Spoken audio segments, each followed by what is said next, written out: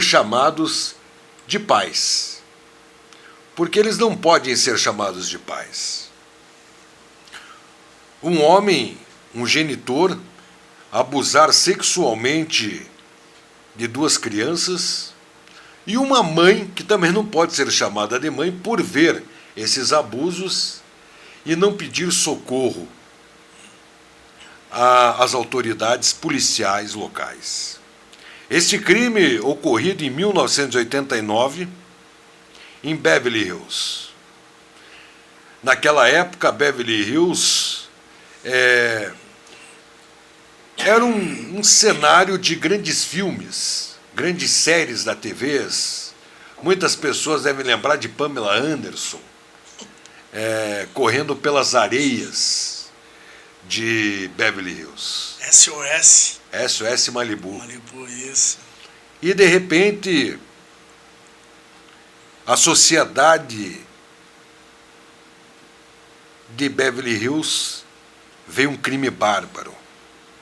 Dois irmãos que, para se protegerem, em defesa da honra, em defesa de torturas, eles acabaram matando brutalmente os dois pais.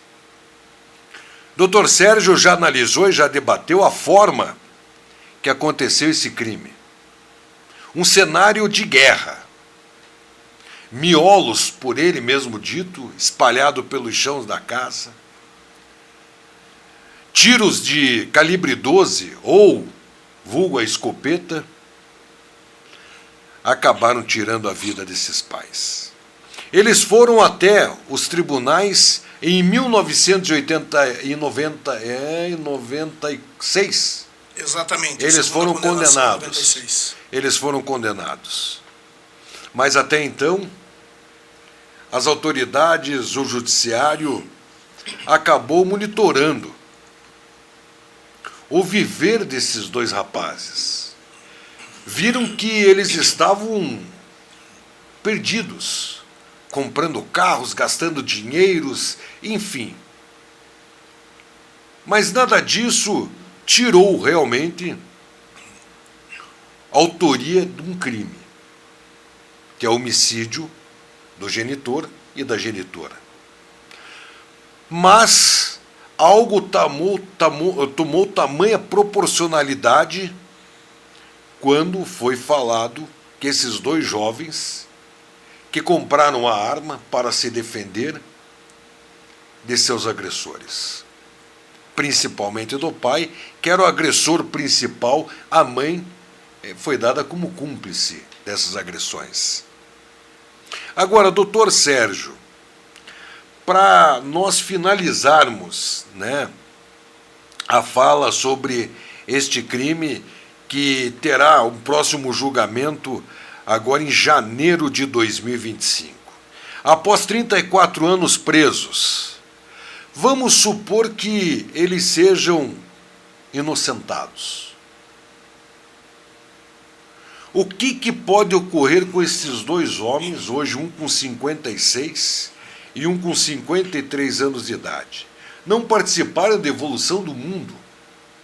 Eles estacionaram em 1980. 90, né? Na década de 90. Eles foram presos 10 meses depois. Estacionaram em 1990 e até hoje dentro 34 anos, presos. Imagine o tamanho dessa indenização. Eu não quero nem pensar, porque nós estamos falando dos Estados Unidos. Isso. Será que eles saberiam viver fora da cadeia? Parece que o mais velho, ele tornou-se ali uma figura... É como se ele tivesse aberto uma ONG dentro da própria cadeia. Ele passou a atender os presos. É de rir. Ele passou a atender os presos. Injustiçados. Então, eu acredito, isso aqui eu estou fazendo, obviamente, em tese falando, mas pelo caminho que este irmão tomou já durante esses 34 anos, fortalecendo outras pessoas que sofreram abusos, eu acredito que sim, que eles podem fazer um bom uso de milhões, de dólares para abrir, de repente, uma instituição. Uma ONG.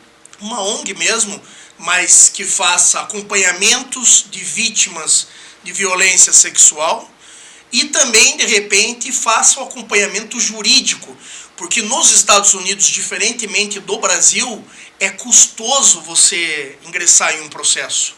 É bem complicado, é complexo o processo lá. Então, a pessoa, para ter uma boa defesa, ela precisa gastar muito dinheiro.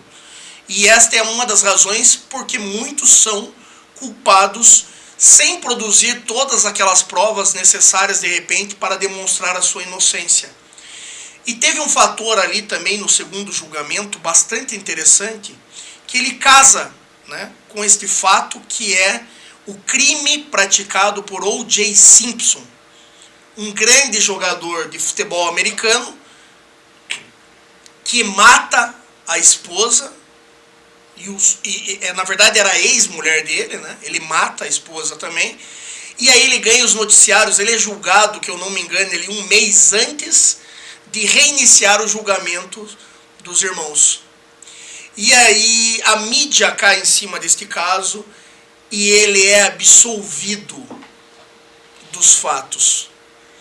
Então a advogada dos irmãos Menendez fala o seguinte, que a absolvição de uma figura pública meses antes acabou comprometendo o julgamento também deles.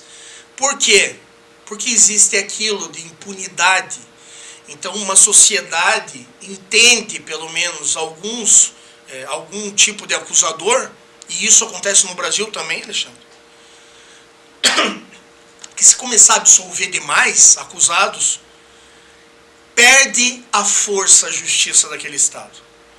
Inclusive, digo por experiência própria, mas de ver casos ali, nós temos pautas do julgamento do júri. Então, obviamente que essa é uma perspectiva que eu tenho de fora. Mas já vi muitos casos em que o julgamento anterior a um grande caso de repercussão sair uma absolvição e até mesmo um pedido de absolvição do próprio Ministério Público. Então, nós temos pessoas muito sérias que atuam, né, no nosso sistema jurídico, mas existem pessoas também muito malandras, digamos assim, maliciosas, assim como existe nos Estados Unidos. Então você imagine eles absolverem O.J. Simpson e 2 meses depois absolverem os irmãos Menendez, né? 2 crimes bárbaros ocorridos dentro de uma casa, toda aquela cultura de família tradicional norte-americana. Você imagine, de repente, para eles como que ficaria enfraquecida a imagem da justiça. Porque se eles foram absolvidos, é porque eles não deveriam ter sido processados. Mas o Simpson, qual foi a motivação do crime? O dele ele negou, no primeiro julgamento ele nega o crime. Ele diz que ele não foi autor. Tá, mas vamos supor que o crime ocorreu por qual fato? O que levou ao crime? Justificavam que era uma questão de ciúmes, porque ela morreu e morreu um amigo que estava junto também. Então os 2 foram assassinados. Tá.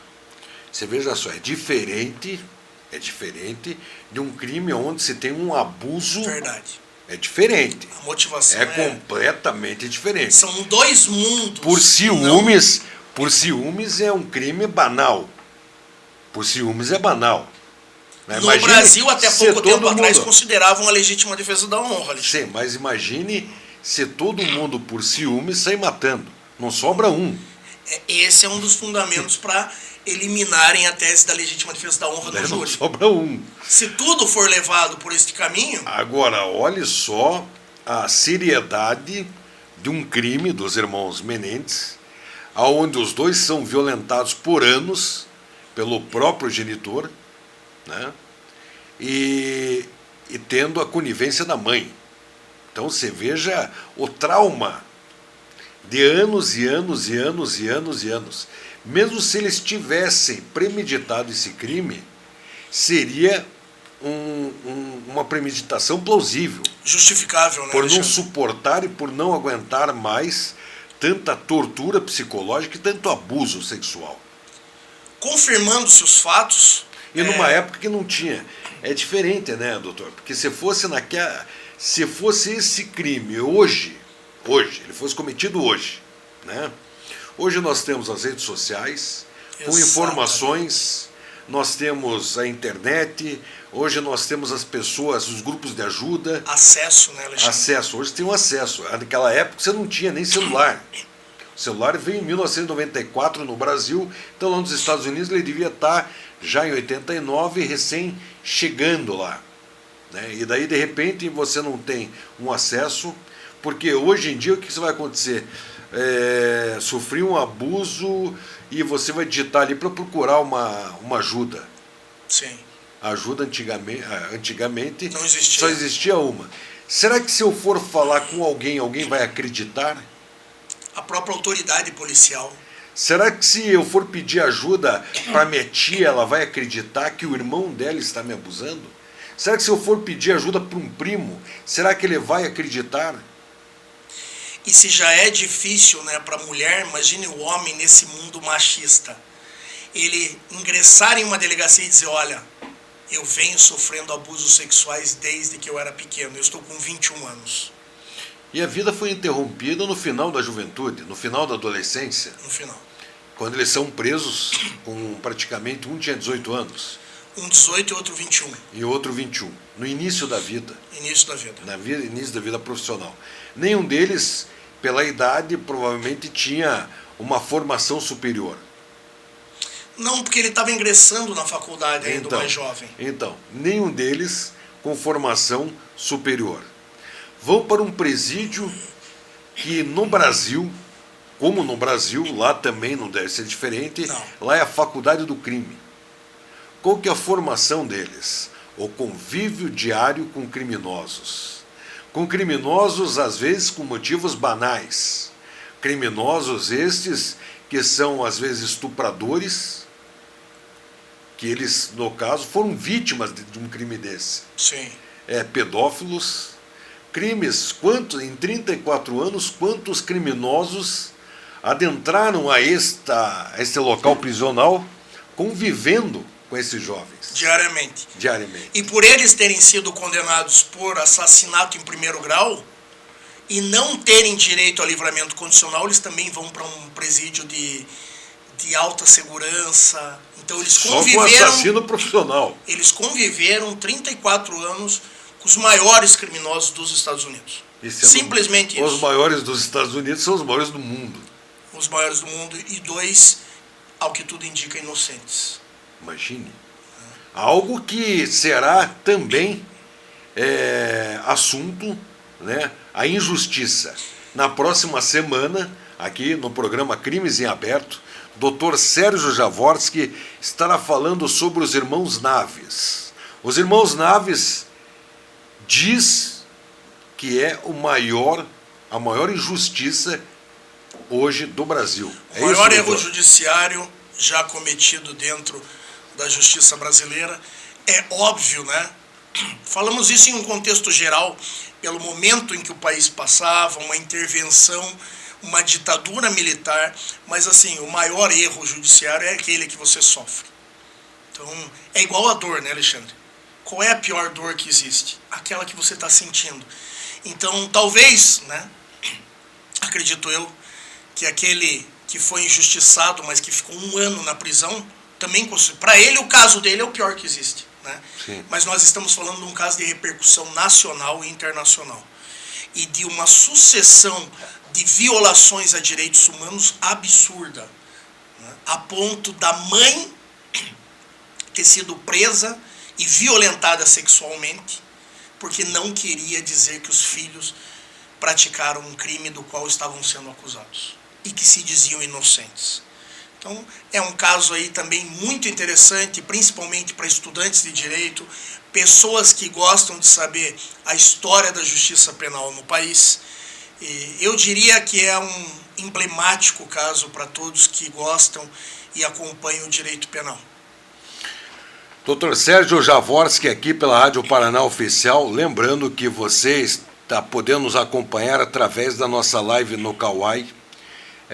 Nós estamos também ao vivo pela Rádio Paraná Oficial e também ao vivo pela TV Paraná Oficial através do nosso site. Então você digita lá www.radioparanaoficial.com.br Através do nosso site você vai ver ao vivo as imagens da TV Paraná Oficial.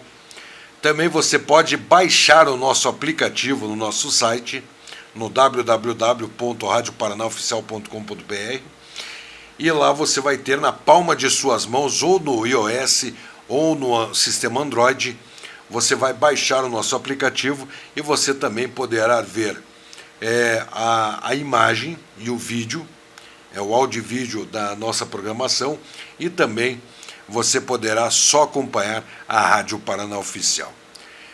Eu queria, antes de mais nada, agradecer a audiência de todos vocês, o carinho, a audiência que nós recebemos todo dia pela manhã, aqui através do programa Alô Paraná.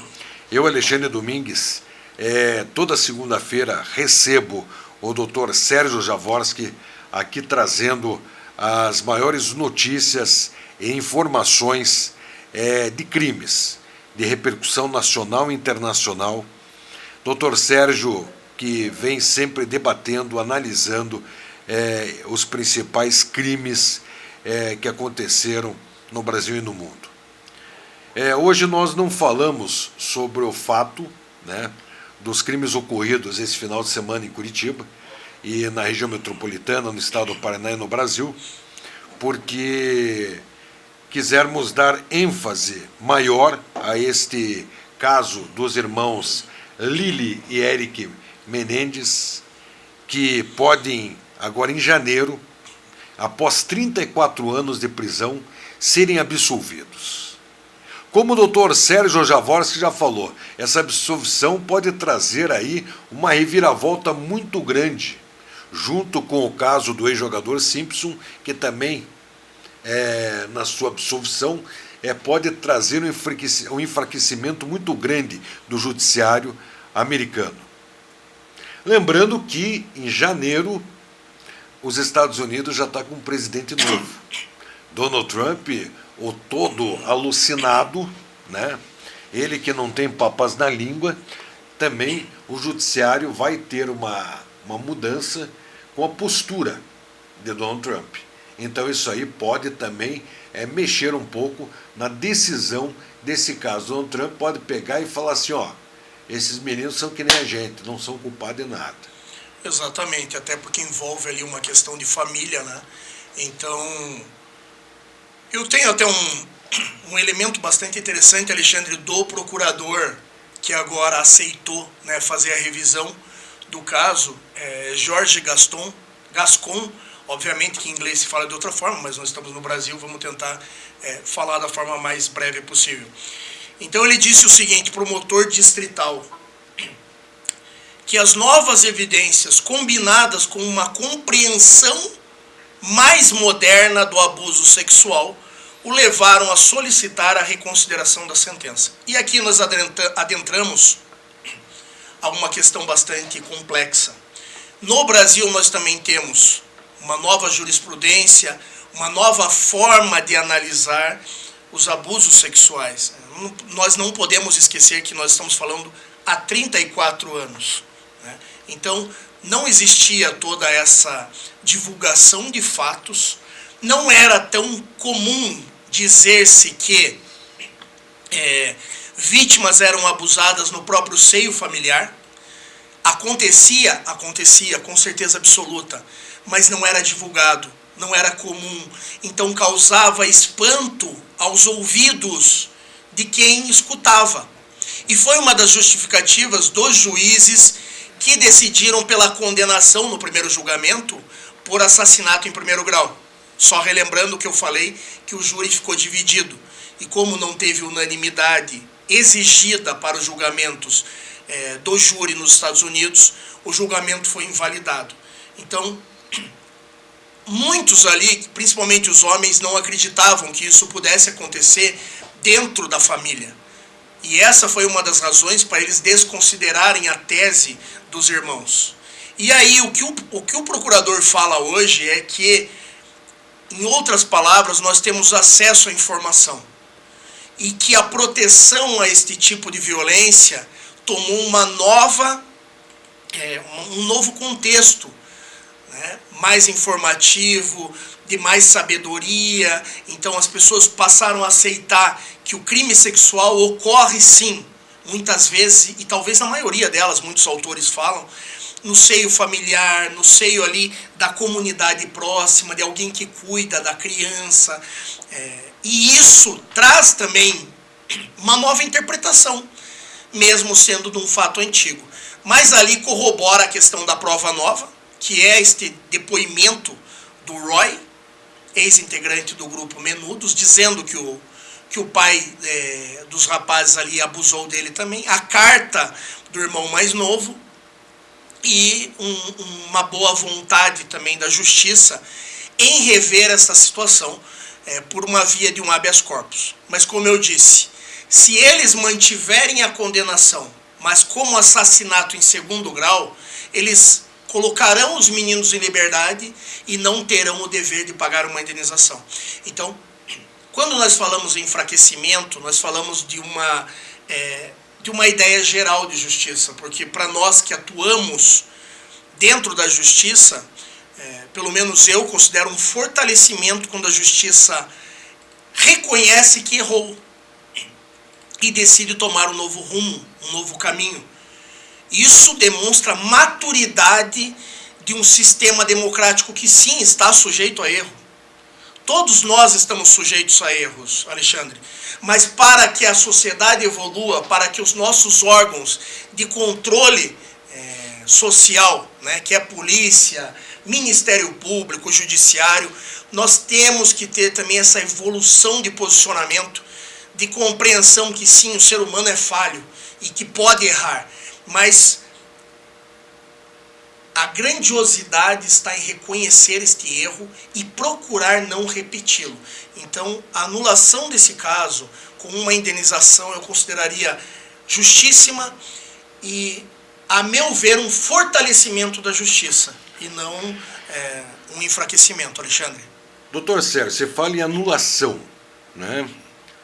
Anulação ou julgar inocente? Qual é a diferença? A anulação, ela tem a ver com o que ocorreu durante o processo. Certo. Então, se você proíbe que uma pessoa produza uma prova lícita, você está prejudicando a defesa dela. Você está prejudicando o direito dela demonstrar que ela é inocente. Certo. Houve um equívoco. Se você traz ao processo uma prova ilícita, digamos uma interceptação telefônica feita sem autorização judicial, e condena uma pessoa com fundamento nesta prova, você está promovendo uma injustiça no fundo. Por quê? Porque essa pessoa está sendo condenada com fundamento em uma prova não autorizada judicialmente. Quando nós temos a quebra deste padrão de legalidade dentro do processo penal, nós falamos em ilegalidade processual. Isso gera o quê? A anulação do julgamento. O que não quer dizer que leve à inocência, ao reconhecimento da inocência. Então, neste caso aqui, talvez, para se promover justiça de verdade, nós deveríamos o quê? Ao invés de anular o processo ou de descaracterizar o assassinato em primeiro grau para assassinato em segundo grau, ser reconhecida a inocência desses rapazes. Então, a meu ver, os Estados Unidos demonstrariam um alto poder democrático, que é o que eles querem passar diretamente para todo mundo, se eles absolvessem, reconhecessem que houve um erro e que estão dispostos a reparar esse erro. Eu acredito num fortalecimento da imagem norte-americana se isso ocorrer, Alexandre, e é o que eu espero. Doutor Sérgio Jaworski, infelizmente estamos chegando ao final de mais um programa Crimes em Aberto. Queria agradecer a esse programa pelo seu análise, pelo seu debate. É um assunto que com certeza não existe, né, como nós findarmos em uma hora, né, um debate desse assunto. Não temos como findar um assunto desse em 2 horas, poderíamos aqui ficar horas e horas e horas falando sobre esses irmãos. Vamos, lógico, ficar focados em todos o andamento desse processo. Eu acredito que em janeiro nós voltaremos falando sobre essa audiência que vai acontecer. Vamos falando nos próximos programas o que a defesa está realmente preparando para esta audiência. E semana que vem estaremos falando sobre os irmãos Naves. Caso dos irmãos Naves, Alexandre, obrigado. Obrigado a todos os ouvintes. O que eu acho interessante, né, deste programa que nós fazemos é que, além de trazer fatos contemporâneos, fatos mais antigos, que são de interesse do público, nós também trazemos o conhecimento de direito e de processo penal. Então, é um programa muito rico em informações, não somente como aquela informação ali banal de saber o que está acontecendo, mas também de trazer elementos até para estudantes de direito, né, que querem atuar dentro do direito penal, que querem fazer júri popular, que querem atuar fazendo sustentação oral dentro dos tribunais. Então nós sempre procuramos enriquecer de uma forma também não tão técnica, né, digamos assim, para não se tornar um programa maçante, mas trazemos aqui elementos processuais e de direito material que são muito enriquecidos assim para quem quer aprender a respeito do direito penal. Agradeço e nos encontramos na próxima semana, Alexandre e ouvintes da rádio. Para você que está nos ouvindo, muito obrigado pelo carinho, muito obrigado pela audiência. Agradecemos ao Papai do Céu por nos dar essa maravilhosa segunda-feira de presente, para que nós pudéssemos comunicar e informar a todos vocês. Agradecemos ao Dr. Sérgio Jaworski pela sua capacidade e pelo seu análise na manhã desta segunda-feira. Agradecemos a todos vocês pela audiência, pelo carinho, e amanhã encontro marcado às 8 horas da manhã aqui na nossa programação. Para todos vocês, eu vou me despedindo.